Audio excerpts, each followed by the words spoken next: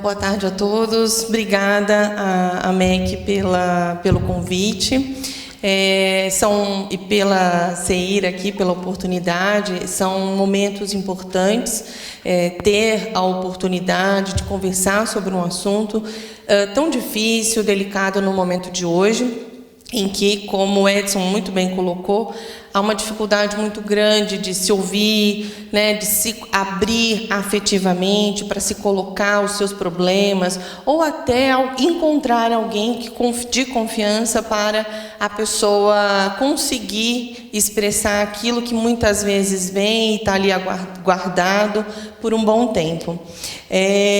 Eu coloquei essa imagem... obrigada. Assim, deixa eu só me familiarizar aqui. Não. Para frente. Eita.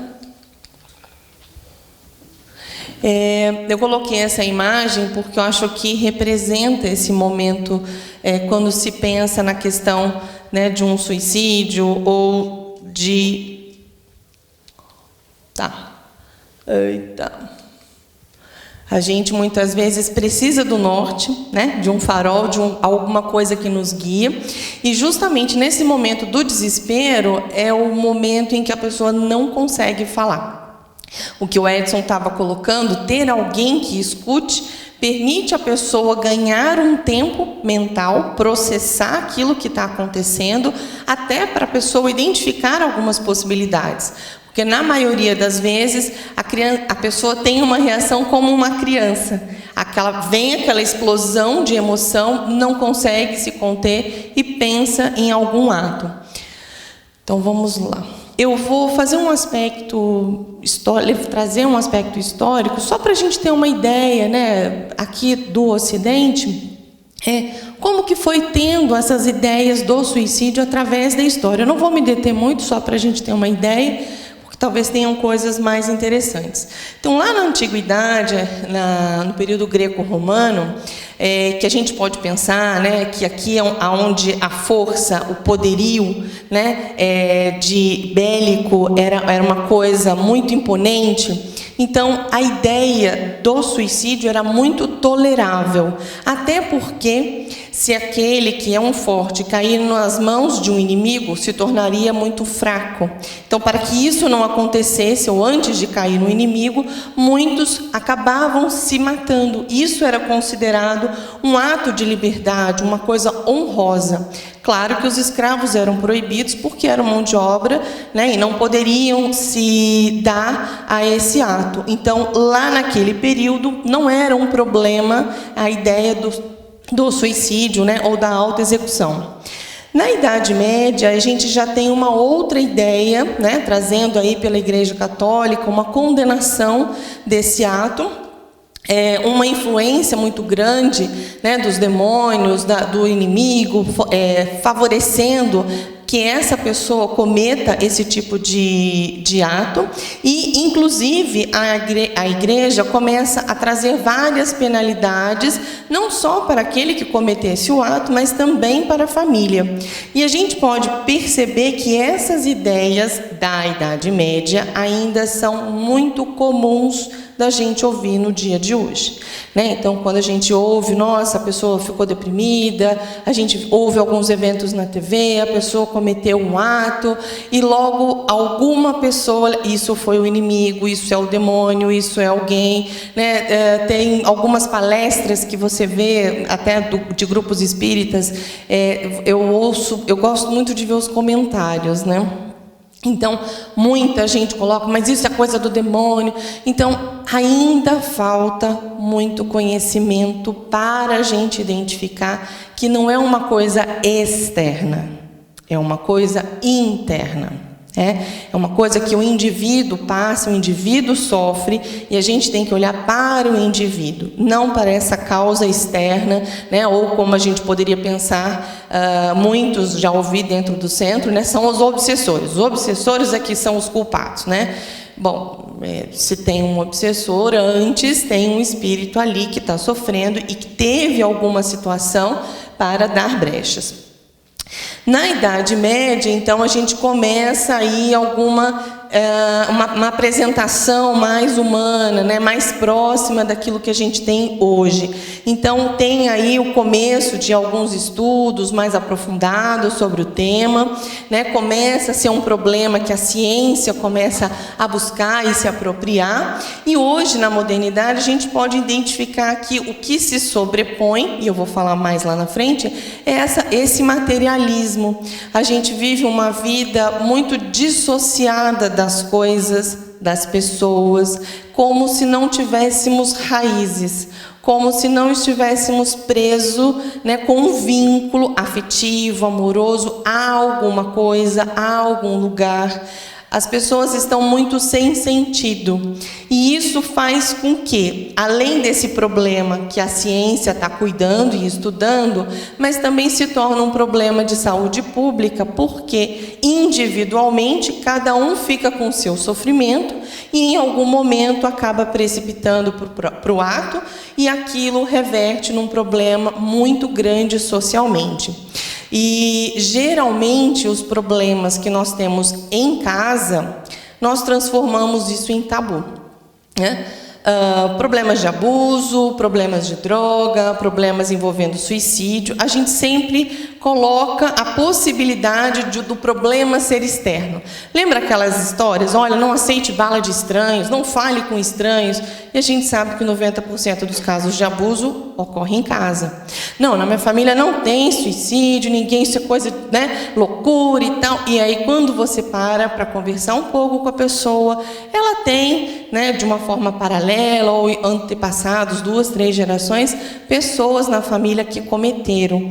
Mas isso vive é como se fosse um medo muito grande, né? A gente tem, mesmo sendo espírita, medos da morte. Então, quando a gente identifica que alguém, que a gente não tem coragem, por exemplo, de cometer um ato de autoexecução, mas que alguém na família teve, você está dizendo assim, aquilo que é impossível, alguém fez. O que será que aconteceu? Né? Abrindo um parênteses rápido, eu passei a minha infância ouvindo que o meu bisavô, né, falou para o meu avô, quando ele tinha 10 anos, olha, aqui tem uma carta, você entrega à sua mãe, e quando você voltar, eu já estarei morto. Né? E ele tomou uma formicida, enfim, alguns produtos agrícolas, e realmente se matou. Né? E isso foi um peso que, ao mesmo tempo, era falado do tipo, não podemos falar sobre o assunto, mas aquilo era falado como do tipo, ninguém pode falar, porque alguém pode cometer. Mas quanto mais isso era falado, mais, o que acontecia? A curiosidade. Né? E para um adolescente, quando está explodindo emoções ou com vários problemas, essa curiosidade é um problema bem sério. Né? Quando a gente, ao contrário do que as pessoas falam, não vamos falar do assunto. Quanto mais a gente conversa e entende, mais clareza, mais transparência sobre aquilo o adolescente consegue ter e entender o lugar dele, o lugar do problema, o lugar do outro. Então, às vezes, nós temos muito medo de tocar num assunto, porém, é o que é o mais necessário. Sêneca, ele era o tutor de Nero, depois também foi perseguido por Nero, e diante de uma possibilidade de Nero matá-lo, ele faz antes, né? E ele tem uma frase: se o corpo se torna inútil a qualquer tipo de utilização, por que não libertar a alma que sofre em sua companhia? Isso é 65 anos depois de Cristo. Se a gente pegar essa frase hoje, ela não é muito atual, né? Então a gente percebe que essa angústia, né, do que vai acontecer diante de um desespero e que a pessoa não identifica uma saída, ela é do homem e de muitos e muitos anos. A gente não pode se esquecer disso ou colocar, né, a culpa num fator externo somente. Santo Agostinho, lá no século VI, vai colocar: nós dizemos, declaramos e confirmamos que ninguém tem o direito de espontaneamente se entregar à morte, sob o pretexto de escapar aos tormentos passageiros, sob a pena de mergulhar nos tormentos internos. Ninguém tem o direito de se matar. E, de novo, essa é uma outra prerrogativa que a gente ainda traz, né? Sendo espíritas ou não espíritas, todo mundo fala: olha, tá ruim aqui, mas e do outro lado? Como é que é? Né? Ninguém voltou ou ninguém morreu para saber como é que é. Então, a gente ainda tem, né, também essas questões que nós trazemos lá da Idade Média também, que, olha, do outro lado, se você fizer algo, vai ser muito pior. Isso também já salvou algumas pessoas. Né? É interessante porque quando a gente começa a mexer no assunto, aquilo aparece muito em consultório, né? Então, tem momentos que é ondas de suicídio, tem momentos que é onda de bullying, enfim. E aí, numa época, chegaram adolescentes que falaram bastante isso, né? Olha, eu tenho muito medo, não eram espíritas, mas eu tenho muito medo do que está por vir, né, do outro lado. Então, por isso, eu ainda não tive. E, Edson, uma coisa que você falou, eu me lembrei, eu tinha me esquecido, mas teve um período, acho que uns 4 anos atrás, 2 anos, eu recebi uma enxurrada de e-mails, né? O WhatsApp talvez não estava tão ainda, mas muitos e-mails de adolescentes 10, 11, 12 anos pedindo ajuda. Mas era assim, ou eles pensavam que queriam se matar por problemas familiares, ou eles pediam ajuda para ajudar a mãe ou o pai, o que era pior ainda. Né? Você viu uma criança abraçando um problema de adulto, pedindo, pelo amor de Deus, como se fosse assim, né? Me dá uma resposta, me dá uma receita, que eu preciso ajudar a minha mãe ou meu pai, que estão presos nas drogas, estão querendo se matar. E é uma coisa assim, muito angustiante. Eu cheguei a corresponder com um menino, acho que de Cosmópolis, acho que por uns 2 meses por e-mail, fazendo essas trocas, tentando, né, ouvi-lo, dar um suporte de alguma forma. Ele só tinha 12 anos, ele não tinha como vir para Campinas, enfim. Mas eu fiquei pensando como estavam essas crianças, né? E isso há 4, 3 anos atrás. E eu imagino que agora ainda esteja pior. Né? Às vezes você vai ouvindo em alguns lugares e o que você ouve é que a coisa está ficando pior. E aí a igreja pega, né, essas falas do São Tomás de Aquino, Santo Agostinho, desculpa, que começa a condenar o ato da morte, também com São Tomás de Aquino já no século XIII, e a igreja coloca então o suicídio como uma lei natural, né, de lutar pela vida, que é o normal. A lei moral seria uma ofensa à comunidade, aquele que tira a própria vida, e a lei divina apenas Deus pode tirar, que também seria uma afronta a essa lei divina. Então, a igreja ela começa a se segurar mais nessas situações.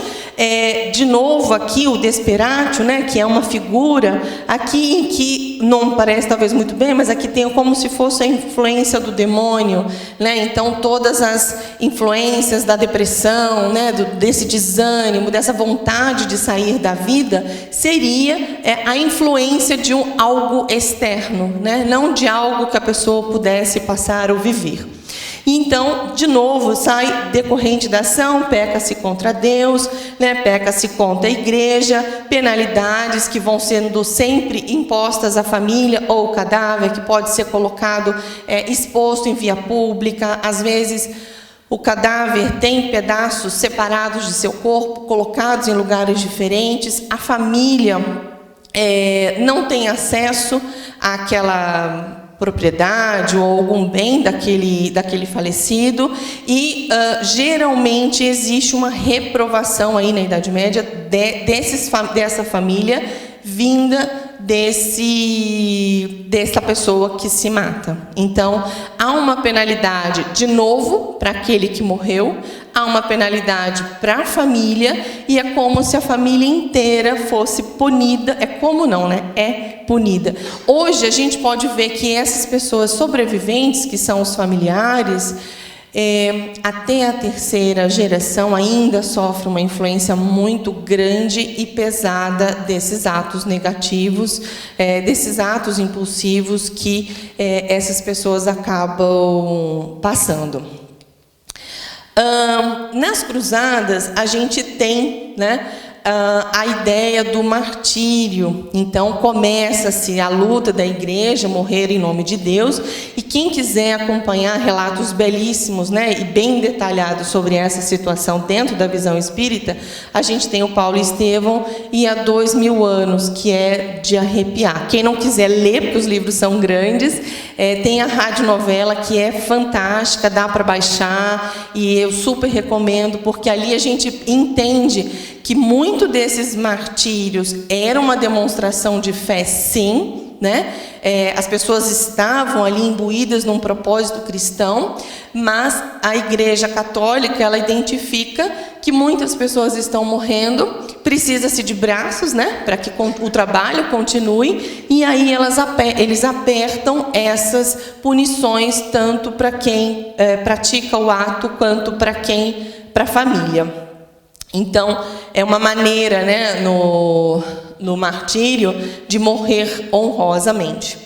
E aí, de novo, né, a gente tem aqui as leis canônicas. Seguindo adiante, a gente já vai ter, no século XVII, um começo de um dilema. Então, essa questão do suicídio começa a se apresentar mais humana e menos demoníaca, né?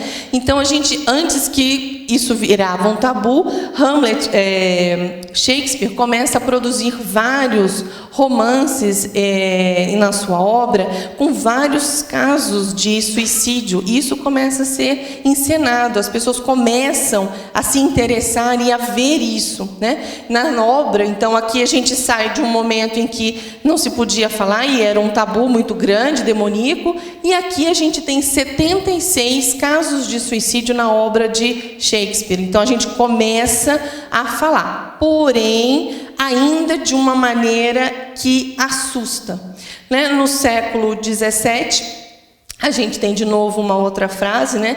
Se há inferno nesse mundo, ele se encontra no coração do homem melancólico. Então, essa dor, esse sofrimento já começa a vir para dentro do homem. Agora é o homem que sofre. Então, a gente começa a se aproximar mais afetivamente, talvez desses problemas, até para conseguir escutar e ouvir. O Sofrimento do Jovem Werther é um livro em que um jovem ele vai narrando um caso de paixão, né, para uma mulher mais velha, e aí, num determinado momento, ela informa que vai se casar com uma outra pessoa. Ele não aguenta, e aí ele acaba se matando. Nesse livro, né, do Goethe, ele acaba tendo um efeito. Após a publicação desse livro, muitas pessoas acabaram se matando num espaço curto de tempo, muito semelhante à descrição que estava no livro. Marilyn Monroe, quando se suicidou, ela também, nos próximos 4 meses, tiveram mais de 60 suicídios muito semelhantes àquilo que ela tinha feito. Então, como Edson colocou, quando essas pessoas mais destacadas, né, ganham uma imprensa ou uma notoriedade daquilo que aconteceu, infelizmente, quando a imprensa traz esses detalhes, de novo, alguém conseguiu ou teve coragem de fazer o que eu não consegui. Como que ele fez mesmo? Ele fez aquele método. E aí é onde mora o perigo. Devemos falar sobre o suicídio, quais são as dores envolvidas, quais são os problemas que as pessoas passam, mas jamais informar detalhadamente qual foi o método, como que a pessoa fez, como que agiu, o que ele buscou, o que ele procurou, porque isso, se tiver alguém com um fiapinho de ideia, aquilo se acende. né? E quando a gente... É aquela velha história. Se o raio caiu aqui do lado, eu já começo a perceber que pode vir para o meu lado também. Então, se a pessoa sabe que o vizinho conseguiu o que ele está tentando, opa, mas ele é mais corajoso que eu? Eu diria, em outras palavras, será que ele está mais desesperado que você? Né? Porque não é a coragem que permite a pessoa fazer isso, é o desespero. Né? Então, por isso que na imprensa não se é muito veiculado essa questão, né, da metodologia, e quando é bem complicado. Há um tempo atrás eu fui montar uma palestra sobre o tema e eu fui buscar alguma imagem e eu fiquei assim horrorizada, né? Existem muitos jornais, meios de publicidade mesmo, tudo bem que é, né, de uma procedência duvidosa, mas que colocavam ou expunham muitas coisas que eram muito desagradáveis, ou fatos, né? Isso é muito ruim para um adolescente que está procurando alguma coisa, isso acaba suscitando.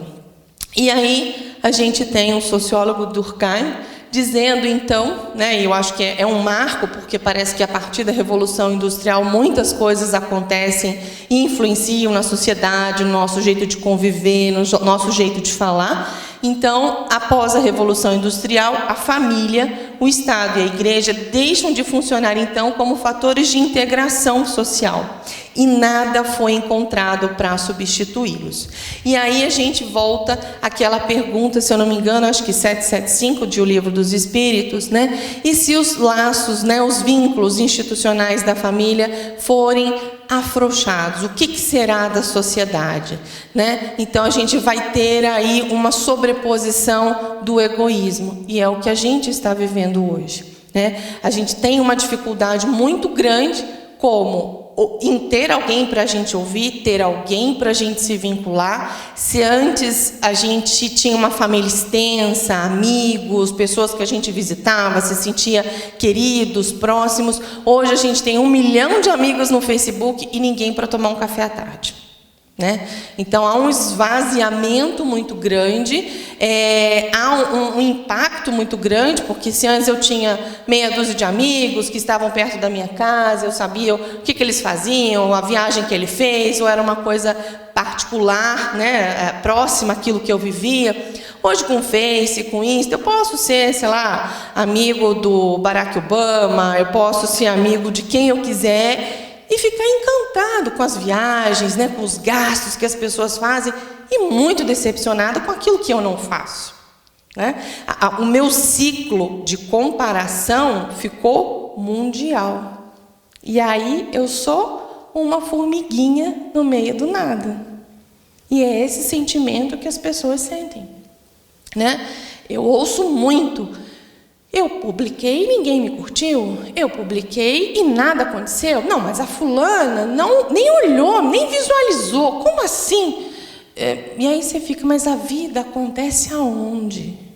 Né? Então, hoje, a vida saiu do privado, da casa, né, dessa coisa mais acolhedora, e foi para o virtual. Mas o virtual a gente não tem acesso, a gente tem o acesso, mas a gente não tem o controle, a gente não tem como acessar essas pessoas no afeto.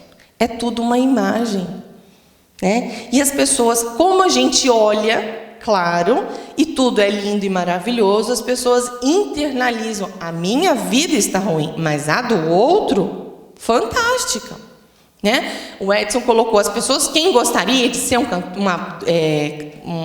baterista, né, de uma banda de rock, um ator, sim, mas seja do presidente, da rainha ao do morador de rua, todos nós temos problemas, né? Problemas diferentes, tamanhos diferentes, mas todos nós temos problemas. Então, desde a Revolução Industrial, parece que a gente ainda não encontrou essa liga que permite esse acesso ao outro. É como se a gente, sabe quando a gente tem um pote de bolinha de gude, baleba, cada lugar tem um nome, né? É como se a gente pegasse aquilo como uma família e entornasse. E aquilo, cada um vai para um canto a ermo, e a gente está assim, né? Extremamente solto. E aí no mundo atual, quanto tempo eu tenho, Gabriel? No tempo atual, a gente então vive essa solidão absurda, né? Uma vida totalmente voltada para um resultado. Eu preciso bater metas, eu preciso ser feliz, eu preciso ser magra, eu preciso ser bonita, eu preciso ser sucesso, eu preciso ser popular. Eu preciso, e geralmente é da ordem do consumo, nunca da ordem do sentir, de estar com alguém. Com isso, a vida realmente fica muito sem sentido pessoal e todos os olhares voltados para o externo.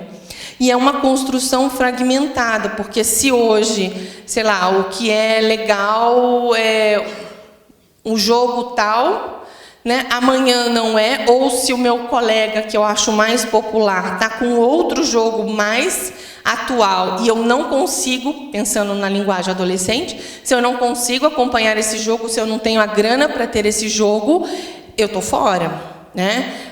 Outro dia um colega meu de trabalho comentando que, enfim, o filho dele teve um problema, tal, teve o celular roubado num jogo que foi, e ele resolveu dar um outro, né? Custa R$6.700, mas enfim, é uma coisa necessária para o adolescente. E eu fiquei, oi? R$6.700 para um adolescente, né, que acabou de ganhar um celular e que em 2 meses, antes de terminar de pagar, perdeu no jogo X, né? Não sei se perdeu, mas enfim. Então, esses financiamentos, qual é a leitura que o adolescente tem? Eu sou imbatível, o que eu quiser, eu bato na mesa, eu consigo. Mas vai ter coisas que ele não vai conseguir, né? A amizade do colega, aquele olhar diferente de uma garota que ele está interessada, ou participar de um grupo de amigos que realmente dê sentido, não dá para comprar essas coisas. E aí, quando ele se esbarrar com essas coisas que o dinheiro não compra, aí vai ser difícil, né? Porque se ele não tiver esse tempo de pensar, fica muito complicado. A gente, então, tem esse individualismo, né? Essa emergência e, ao mesmo tempo, um desespero. Parece que todo mundo anda desesperado para tudo, correndo para todos os lados, e não tem um destino, né? Se você pergunta, aonde você quer chegar? Qual que é o seu objetivo? Não, meu objetivo é ser youtuber. Não, meu objetivo é... Tá, mas o que você está fazendo para fazer isso? Não sei, eu quero só chegar lá, né? É muito frequente, né? Os últimos anos, as pessoas chegarem e dizer assim, eu quero que você me diga o que eu posso fazer para resolver tal situação. Eu falei, mas você quer o quê? Uma receita, uma fala? Só que você me diga como que eu tenho que fazer. Então, não dá. A gente vai ter que entender todo... Não, vai demorar muito. Eu não tenho tempo para isso. Mas você levou uma vida para chegar até aqui, então... Se esperar um pouquinho, se a gente entender... Então, as pessoas não têm mais tempo, né? A gente, às vezes, encaminha a pessoa para um psiquiatra, para abrandar alguma situação. Nossa, mas leva 15 dias a medicação para fazer efeito? Tá, mas quanto tempo você vem sofrendo com isso? Mais de 10 anos. Então, mas 15 dias. Passa rápido, né? Então, as pessoas não querem. Eu decidi agora, tem que ser agora. E não dá para ser. A gente é muito adaptável e nós estamos muito adaptáveis ao tempo da internet, da virtualidade. Então, se eu mandei a mensagem, chegou agora, eu quero a resposta agora. Se eu vou no médico e estou com um problema, eu quero o resultado agora. Se eu vou no psicólogo, eu quero o resultado agora. Não, a gente não é máquina, né? E para a gente processar todos os sentimentos leva um tempo. Então, a gente ainda, né, na atualidade, muito preso em diversos vícios, muito do ócio, que é essa coisa do que você dá de esforço para alcançar o que você busca? Nada. Mas o que você está fazendo no caminho para alcançar aquele objetivo? Nada. Mas como que você quer alcançar o objetivo? De algum jeito vai ter que ser. Não acontece assim, né? Então, as pessoas estão presas a uma sensação, geralmente a do mais fácil, a do prazer, né? A de uma sensação que precisa ser atendido como um bebê. E a gente está tendo muitos adultos, adolescentes, né? Na faixa dos 20, 25, 28, que terminou a faculdade, né? Com pós, está aí preparado para o mercado de trabalho, e aí vê o chefe com uma cara feia, ou o chefe que fala, olha, 8 horas, não pode ser 8h30, né? E a pessoa, mas como? Meu pai nunca falou assim, seu pai deixava você acordar a hora que você quisesse, mas... né, vida de adulto, você tem outras regras. Então, as pessoas estão com muita dificuldade de se inserir nesse sistema. Né? Outro dia eu ouvi uma pessoa falando, 4 horas trabalhando direto? Você trabalha escravo? Onde que está a Constituição para isso? Eu falei, pois é, né? Ainda temos muito a aprender. Mas é fruto, e a gente pode pensar, isso também é fruto da educação, né, que nós estamos oferecendo em casa, é fruto dessa estrutura que está sendo feita em casa, para que esse jovem, quando chega na vida, ele muitas vezes se vê desprotegido, porque houve um excesso de proteção em casa. E aí a gente tem, né, essas situações, né, famílias muito fragmentadas, que afetivamente, eu diria assim, estão muito pobres. É muito difícil às vezes. Eu parei de atender até criança porque me doía muito, né, a ideia de às vezes você acessar uma criança que está sofrendo e quando você vai falar com os pais, não, meu filho é perfeito, né? Assim, o filho é um príncipe e que todos os outros amiguinhos da escola estão errados. E aí, qual que é o problema, né? Depois de algum tempo, aquilo que foi maquiado na infância volta em cheio na adolescência. Então, há uma dificuldade muito grande dos pais escutarem o que esses adolescentes, esses jovens estão falando, né, dessas dores. E aí o Jung traz uma ideia muito legal, que eu acho que dá uma boa sintetizada, que ele fala que a essência, né, da nossa personalidade, de quem nós somos, é o afeto. Nós somos afeto em movimento, em pensamento, em ação, né? É aquilo que nos move, é a afetividade. Pensar, agir são meros sintomas disso que nós trazemos. Então, os elementos da vida psíquica, sentimentos, as nossas ideias, sensações, apresenta-se à consciência, então, sob forma de certas unidades, que a gente pode fazer uma comparação à química, poderiam ser acoplados como se fossem moléculas.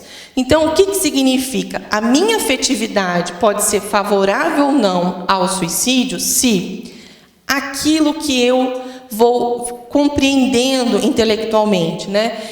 Componentes intelectuais, eu tenho acesso a uma informação, a um esclarecimento, isso é um assunto que não se pode falar, não se pode pensar em casa, isso complica mais a cabeça, né, do indivíduo, do adolescente.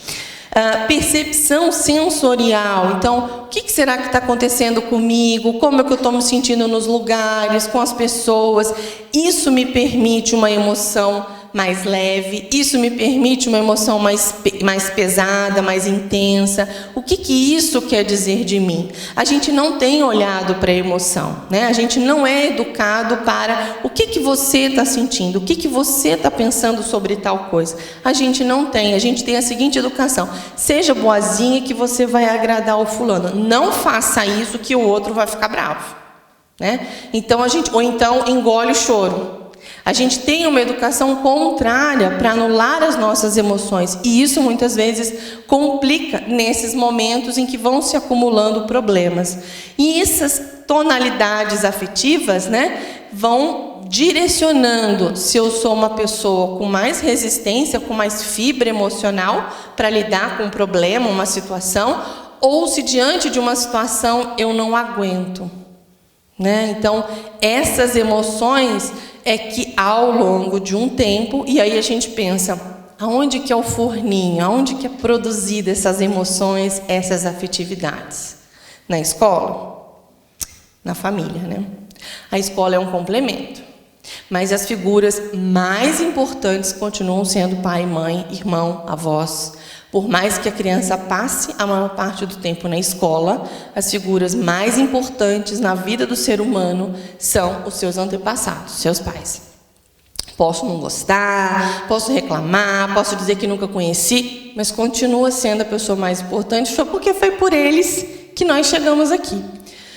Então, a gente tem várias causas, né, relacionadas ao suicídio, que a gente pode colocar: abuso emocional, sexual. O acesso aos meios é muito letal. Quanto maior acesso, né, maior a probabilidade da pessoa ter a vontade ou a incitação.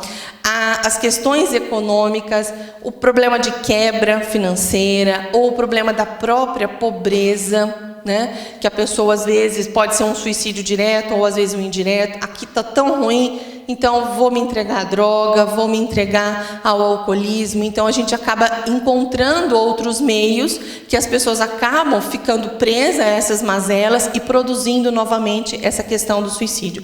O transtorno mental, que acaba sendo uma das grandes causas, né, ligado aos problemas, alguns eventos situacionais da vida que podem ocorrer, algumas questões biológicas, a personalidade, dependendo do tipo de transtorno mental que também pode ter, doenças crônicas que remetem a situações de dores, processos degenerativos.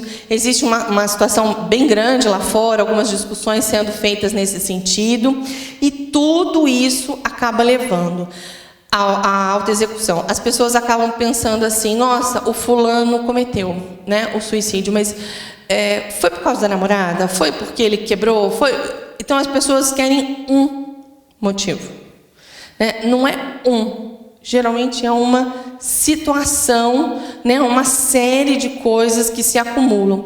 Eu acompanhei um caso de uma família, de uma filha de uma sobrevivente de um pai, que eu fiquei bem chocada, assim. Ele alterou a apólice, porque seguro de vida não cobre suicídio. Mas algumas, se você paga muito mais caro e tem um período de carência, acho que a dele era 1 ano e meio, cobre. Então, ele alterou a apólice de seguros. A pessoa aguardou 1 ano e meio. 1 ano e meio, né?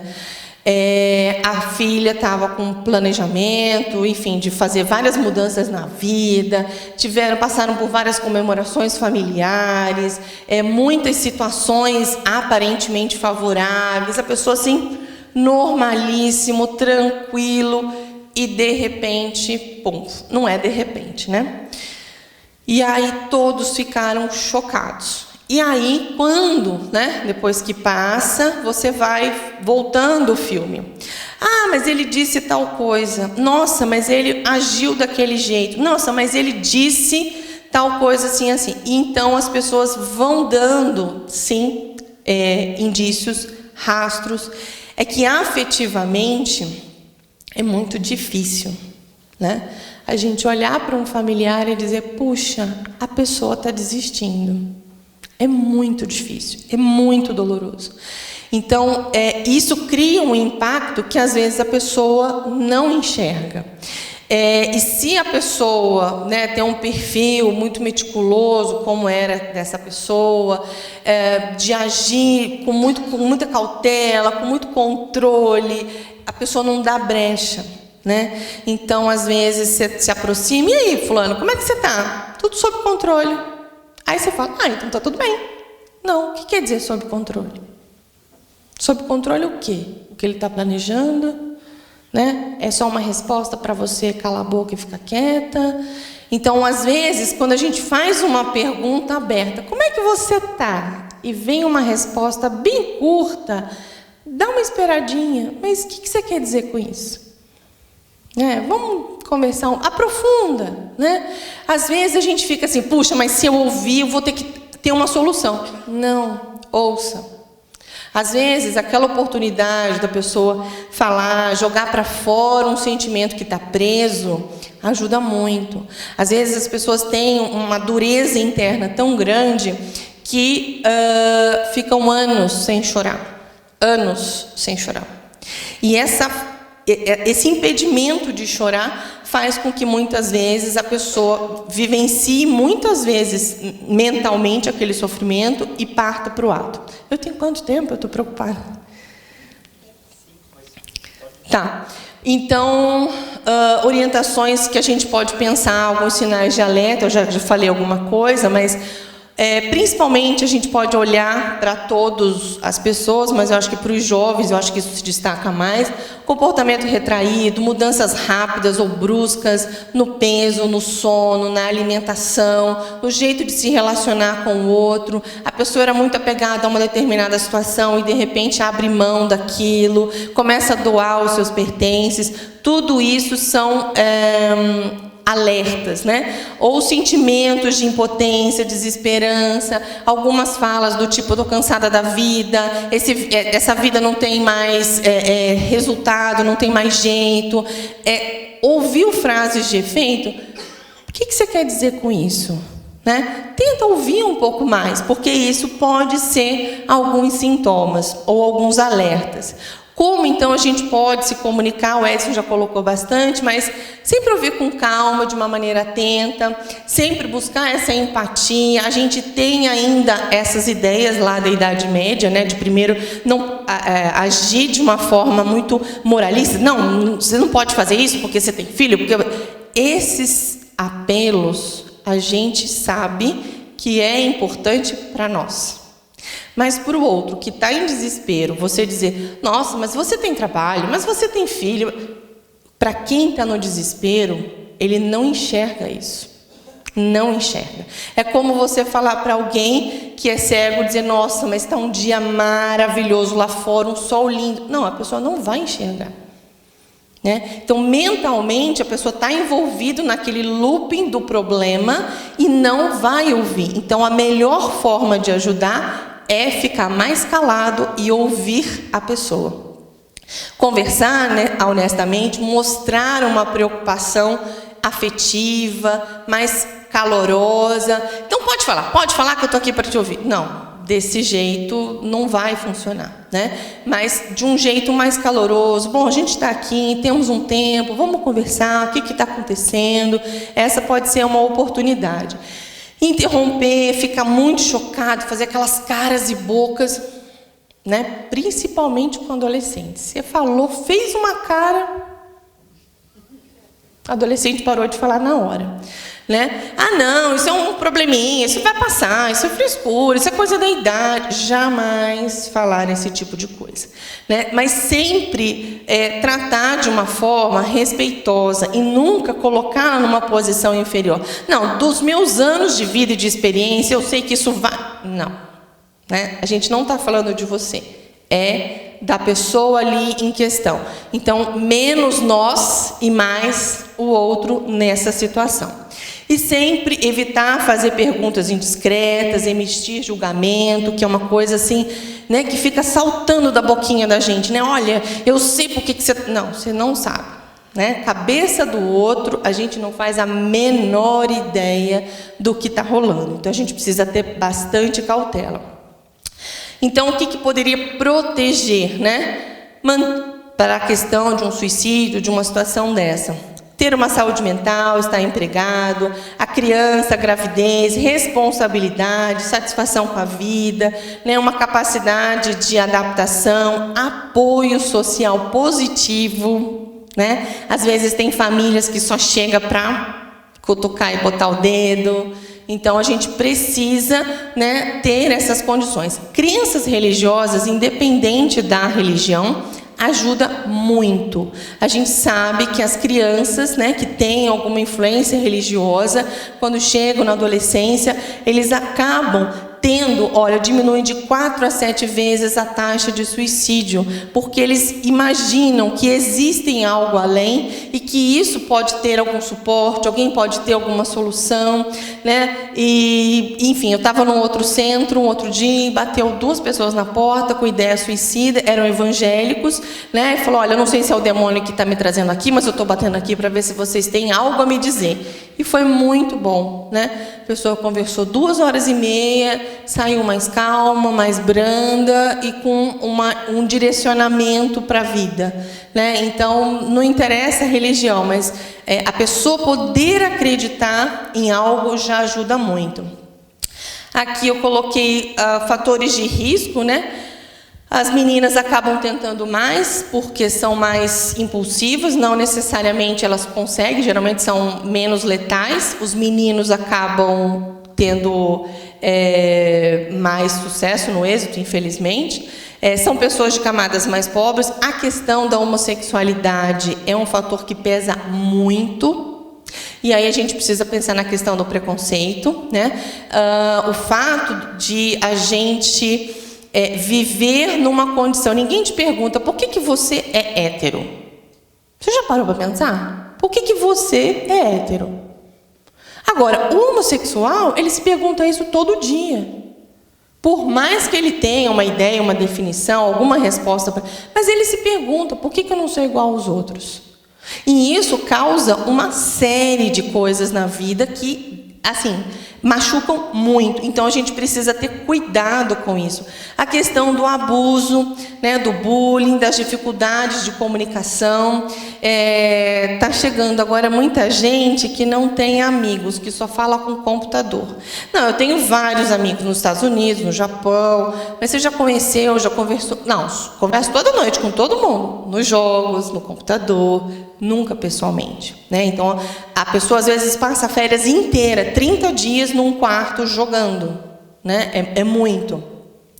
Transtorno mental, que é um dos fatores assim predisponentes, que tem tratamento, né? A gente pode pensar que é uma coisa evitável.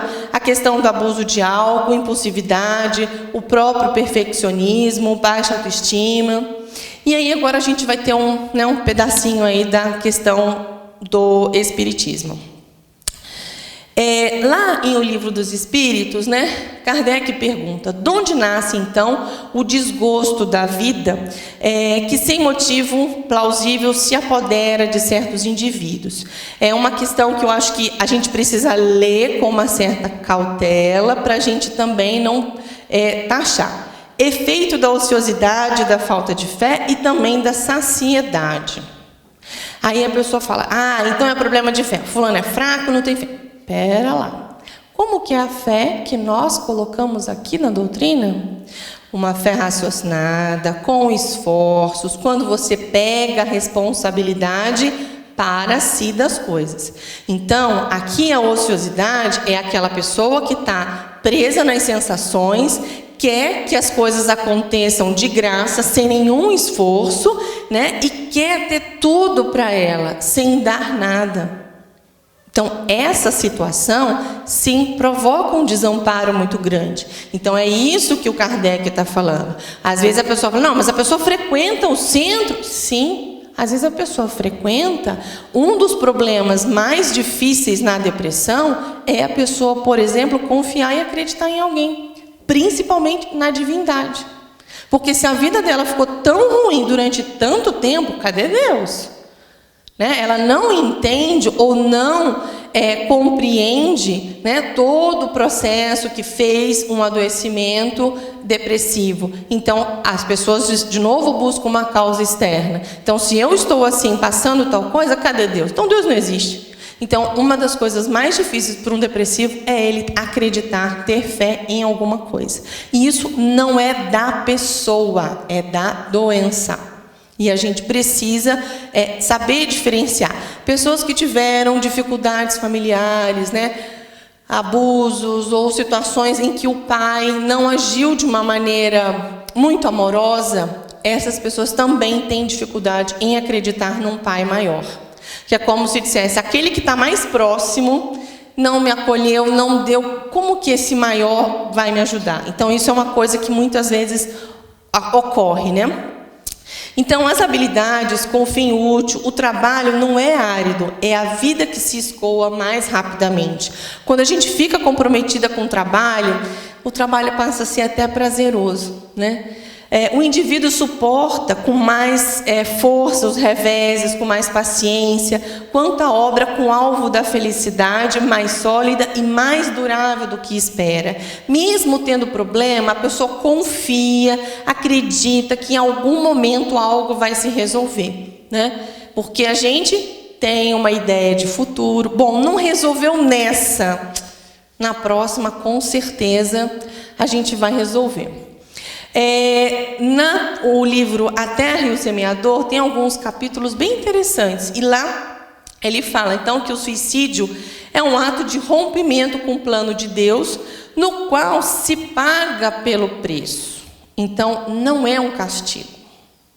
Então, olha, eu tive alguém que, teve uma autoexecução, então ele recebeu o castigo, ele vai ser castigado.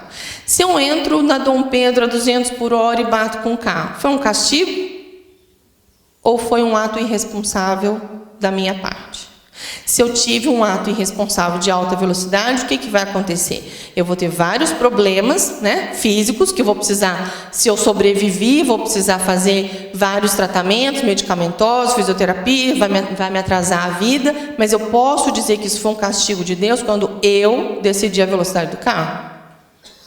Se tem uma decisão de um rompimento, não é um castigo, mas aquela pessoa ou aquela situação vai precisar reparar aquilo que causou, não só lesando o corpo, mas também lesando o espírito, o perispírito, Então esse perispírito, ele vai ter aí um tempo para reajustes. Então às vezes a gente pode ter algumas situações, de vida em que a gente ainda uma doença, alguma complicação que a gente está reajustando algum perispírito lesado, de vida pregressa. Então, o suicídio está ligado a esse senso de responsabilidade. A escola de Jesus prepara nosso espírito para a construção de um mundo melhor e somos chamados a valorizar a vida, a compreender o sofrimento com um processo educativo e reeducativo da nossa personalidade. Às vezes as pessoas falam assim, não, eu venho aqui e só tenho sofrimento. Bom, a gente está em qual mundo? De provas e expiações. Aqui não é um mundo de luzes, não tem anjinhos, Então ainda somos espíritos inferiores, com muitos defeitos, com muitas dificuldades, que foi uma aula que quando eu tive eu fiquei chocada, eu falei, nossa, eu não sou um espírito de luz ainda, Então a gente não é, então a gente tem muito que caminhar. Então essa ideia que o tempo todo as pessoas procuram de que já temos que estar pronto, que essa reencarnação vai ser a última. Não, o processo é bem longo. Quem quiser, tem um livro chamado Eustáquio, 15 séculos de uma história, é fantástico. Ele conta a reencarnação sucessiva de um espírito em 17 reencarnações. Aí você vai tendo a ideia que o negócio é moroso, tem chão, Tem chão, mas vale a pena. Então, aqui no Evangelho, aqui no capítulo 5, ele vai falar então a questão dos sofrimentos, que existe sim uma misericórdia, existe como nós acessarmos essas benesses divinas, mas que nós precisamos aí ter a calma e uma resignação, manter essa fé no futuro de que sim, estamos amparados e acompanhados o tempo todo, que essa serenidade seria o melhor preventivo tanto para a loucura quanto para o suicídio. A gente tem 7 casos de suicídio na Bíblia. E por incrível que pareça, não são tão condenados como nós condenamos os suicídios. E nesse livro, Coração e Vida, do Chico Xavier, eu recomendo quem puder ler, é uma passagem belíssima. Eu vou só fazer um comentário por conta do tempo. Maria de Magdala, ao ver Jesus, pergunta onde que ele estava.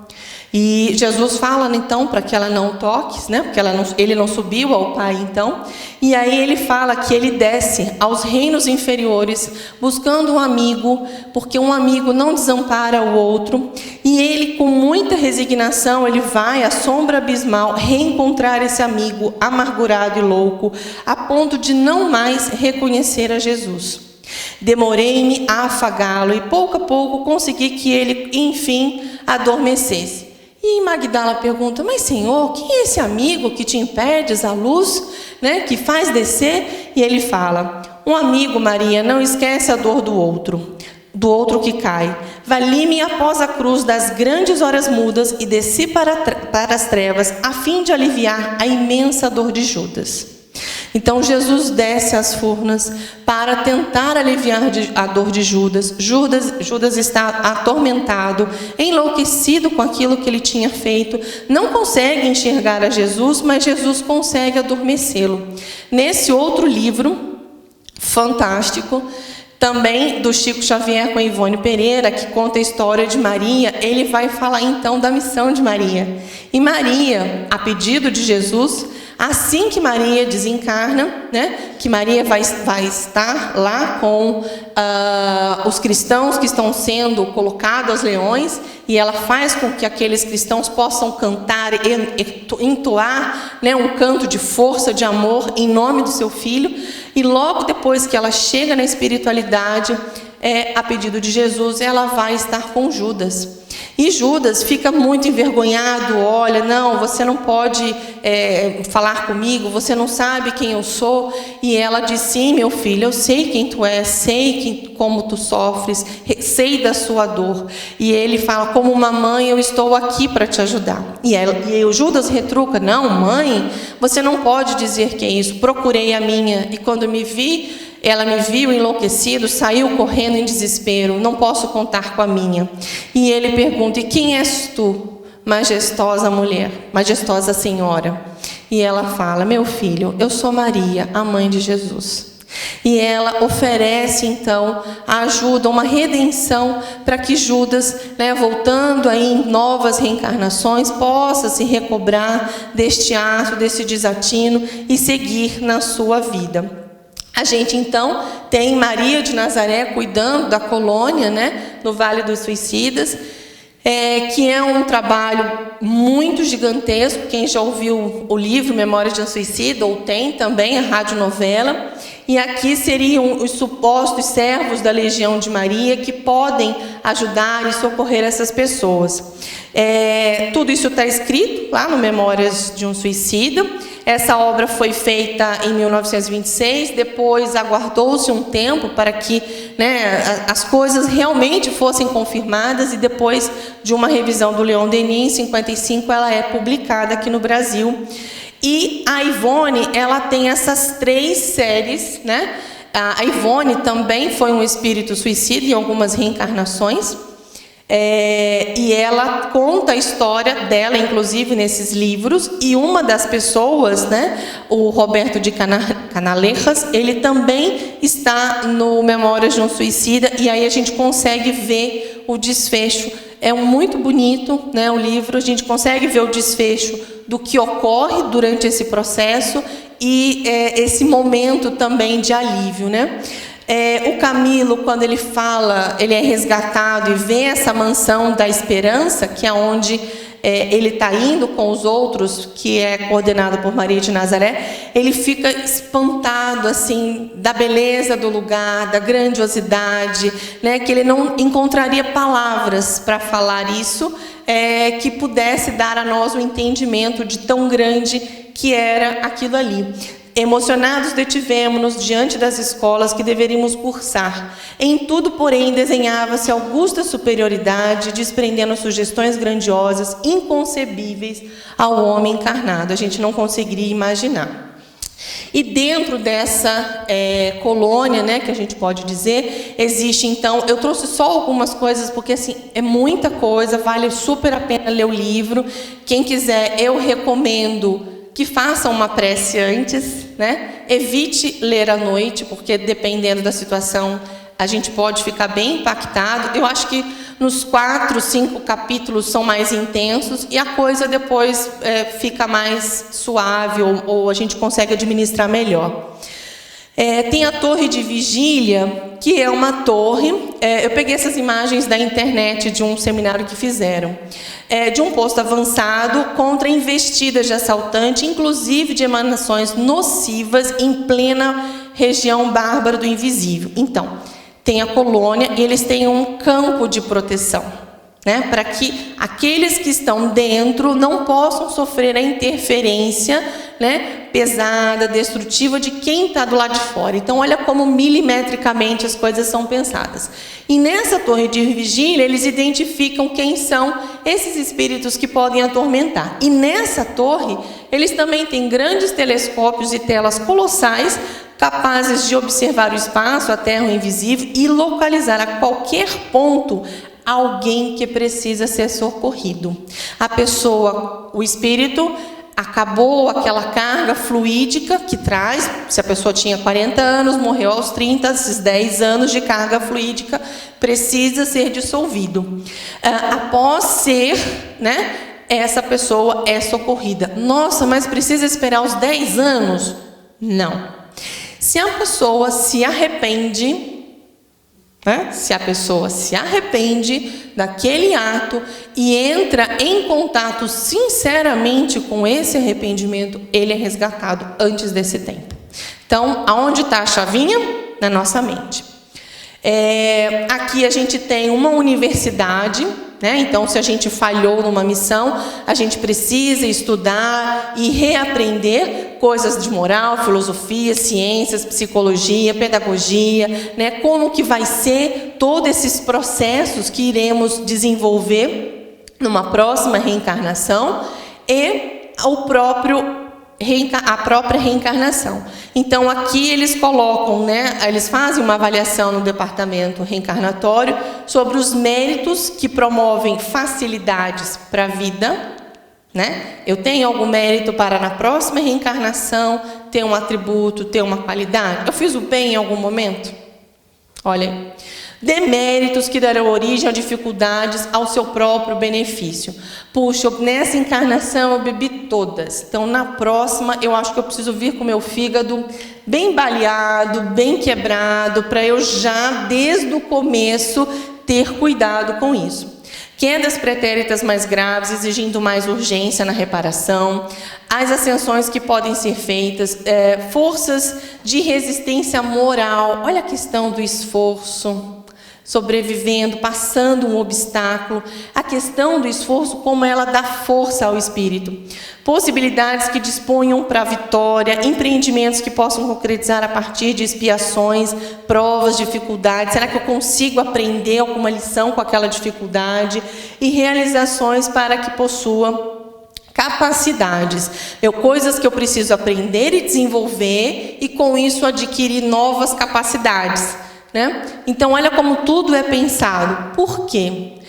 Não há abandono, né? Das ovelhas que meu pai me confiou, nenhuma se perderá. E constantemente nós temos alguém, algum espírito ao nosso lado. Jamais estamos sozinhos.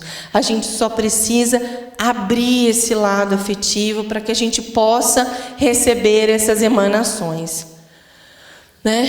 Aqui, para finalizar, qualquer dificuldade a gente deve procurar ajuda, né? Nas casas espíritas a gente tem vários tipos de atendimento, não só para aqueles que estão encarnados, né? Mas para aqueles também que estão desencarnados e que podem aí nos auxiliar. E muito importante, toda vez que nós fazemos uma oração para esses espíritos desencarnados, abre-se uma tela lá na colônia e essas emanações, elas aliviam as dores, as tristezas ou muitas vezes fortalece aqueles espíritos cansados para uma nova luta, né? Então, era basicamente isso. Desculpa se eu falei demais. Obrigada.